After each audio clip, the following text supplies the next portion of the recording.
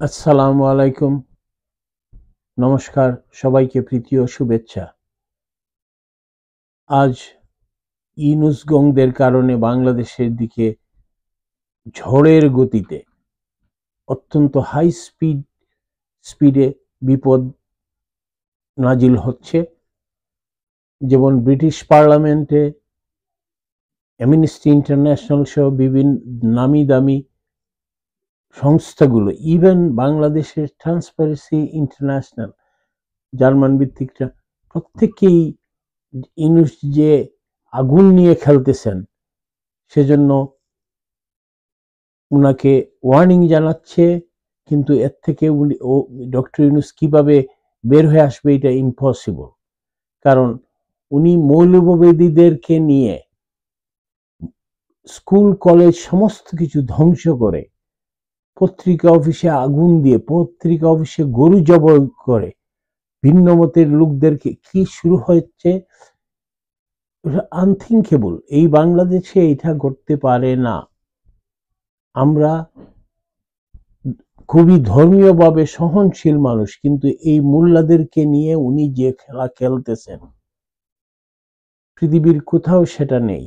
শুরু হয়েছে 3 মাসও যায়নি, আসল চেহারা বেরিয়ে আসতে শুরু করে। কিছু সংখ্যক মানুষ তারা নিজেদেরকে অত্যন্ত জনপ্রিয় মনে করেন, সবচেয়ে দেশপ্রেমিক মনে করেন, আর গোটা জাতিকে আজকে তারা বিভাজনের দিকে ঠেলে দিয়ে, উস্কে দিয়ে একটা অন্ধকারের দিকে ঠেলে দিচ্ছে।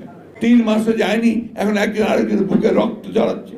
3 মাসও যায়নি, এখন পত্রিকা অফিস পুড়িয়ে দেওয়া হচ্ছে, আক্রমণ করছে। এই কোন বাংলাদেশ? আমরা কি 5 তারিখের আগেই বাংলাদেশকে চিনতাম? এই 3 মাসের মধ্যেই আমাদের সেই আসল চেহারা বেরিয়ে আসতে শুরু করে।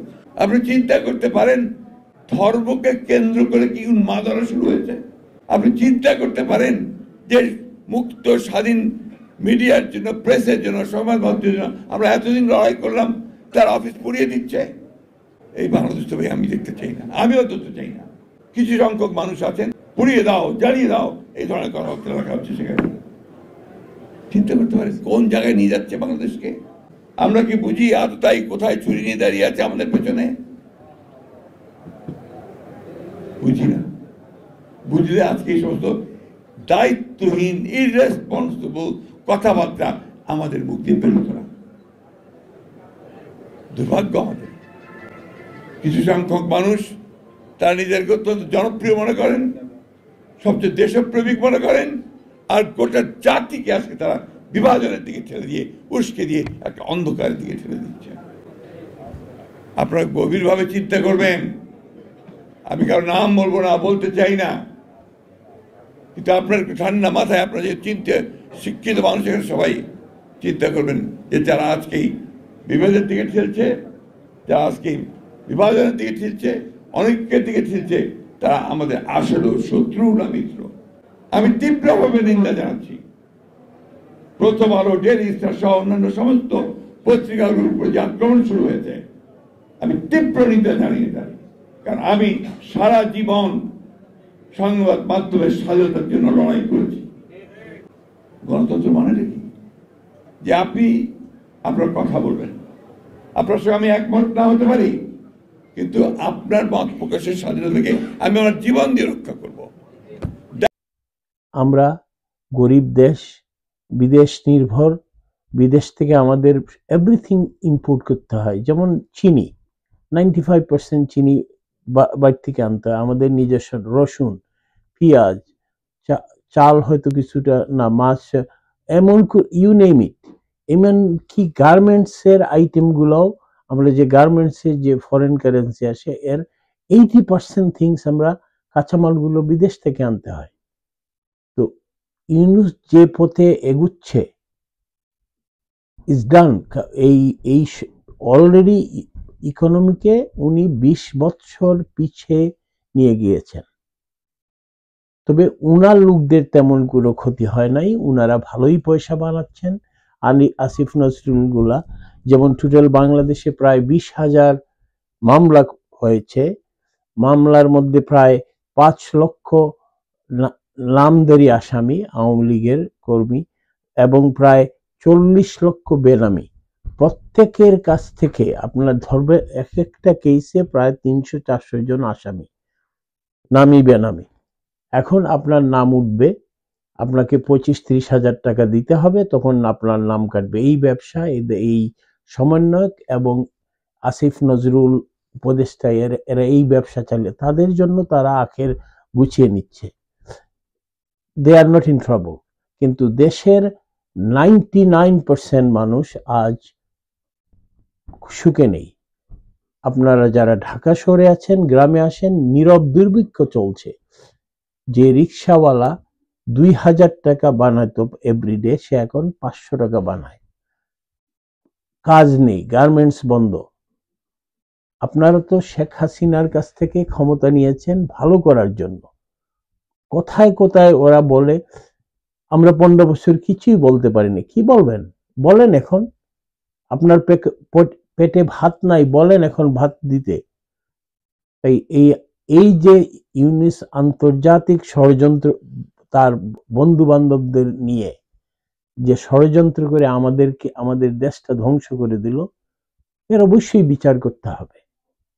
আমি আমার এই ভিডিওতে যে ওয়ার্নিং গুলো আসছে তার কিছু কিছু অংশ দেখাবো, এবং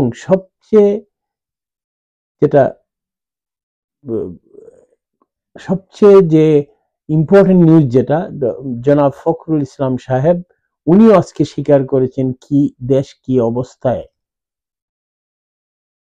শুরু হয়েছে, 3 মাসও যায়নি আসল চেহারা বেরিয়ে আসতে শুরু করে। কিছু সংখ্যক মানুষ তারা নিজেদেরকে অত্যন্ত জনপ্রিয় মনে করেন, সবচেয়ে দেশপ্রেমিক মনে করেন, আর গোটা জাতিকে আজকে তারা বিভাজনের দিকে ঠেলে দিয়ে, উস্কে দিয়ে একটা অন্ধকারের দিকে ঠেলে দিচ্ছে। 3 মাসও যায়নি, এখন একজন আরেকজনের বুকে রক্ত ঝরাচ্ছে। 3 মাসও যায়নি, এখন পত্রিকা অফিস পুড়িয়ে দেওয়া হচ্ছে, আক্রমণ করছে। কোন বাংলাদেশ? আমরা কি 5 তারিখের আগেই বাংলাদেশকে চিনতাম? এই 3 মাসের মধ্যেই আমাদের সেই আসল চেহারা বেরিয়ে আসতে শুরু করে। আপনি চিন্তা করতে পারেন ধর্মকে কেন্দ্র করে কি উন্মাদনা শুরু হয়েছে? আপনি চিন্তা করতে পারেন যে মুক্ত স্বাধীন মিডিয়ার জন্য, প্রেসের জন্য, সংবাদ মাধ্যমের জন্য আমরা এতদিন লড়াই করলাম, তার অফিস পুড়িয়ে দিচ্ছে। এই বাংলাদেশ তো ভাই আমি দেখতে চাই না, আমিও দেখতে চাই না। কিছু সংখ্যক মানুষ আছেন, পুড়িয়ে দাও, জ্বালিয়ে দাও, এই ধরনের কথাবার্তা রাখা হচ্ছে সেখানে। চিন্তা করতে পারেন কোন জায়গায় নিয়ে যাচ্ছে বাংলাদেশকে? আমরা কি বুঝি তাই কোথায় ছুরি নিয়ে দাঁড়িয়ে আছে আমাদের পেছনে? বুঝি না। বুঝলে আজকে এই সমস্ত দায়িত্বহীন ইররেসপন্সিবল কথাবার্তা আমাদের মুখ দিয়ে বের করা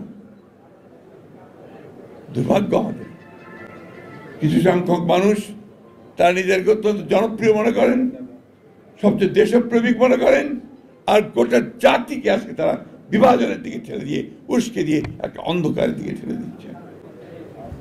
আপনারা গভীরভাবে চিন্তা করবেন। আমি কারো নাম বলবো না, বলতে চাই না, কিন্তু আপনার ঠান্ডা মাথায় আপনারা যে শিক্ষিত মানুষ এখানে সবাই চিন্তা করবেন যে যারা আজকেই বিভেদের দিকে ঠেলছে, যারা আজকেই বিভাজনের দিকে ঠেলছে, অনেকের দিকে ঠেলছে, তারা আমাদের আসলেও শত্রু না মিত্র। আমি তীব্রভাবে নিন্দা জানাচ্ছি।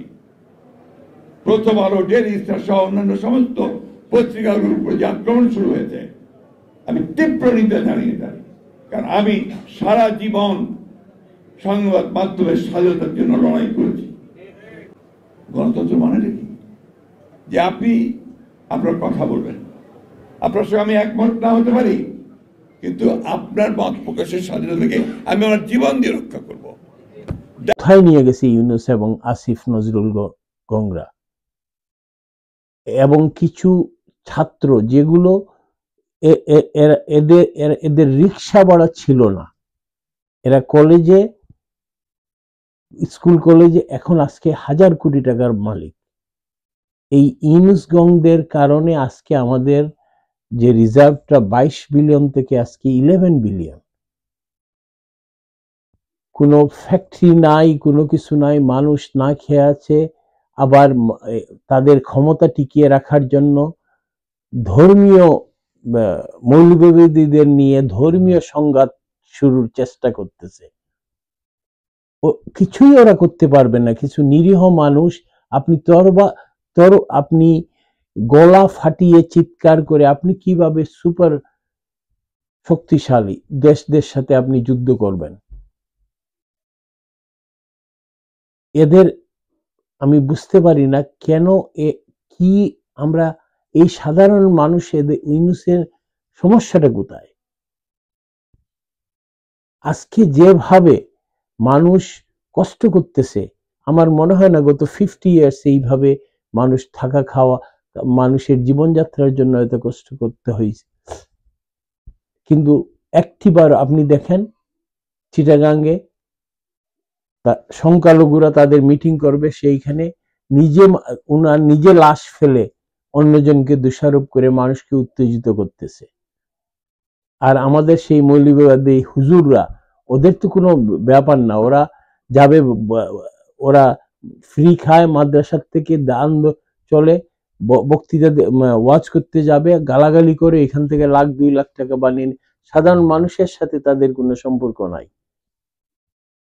তারা প্রতিনিয়ত মানুষকে প্রতারণা করে আসতেছে। তো আমাদের এই সব থেকে আমাদের পরিত্রাণ পেতে হবে।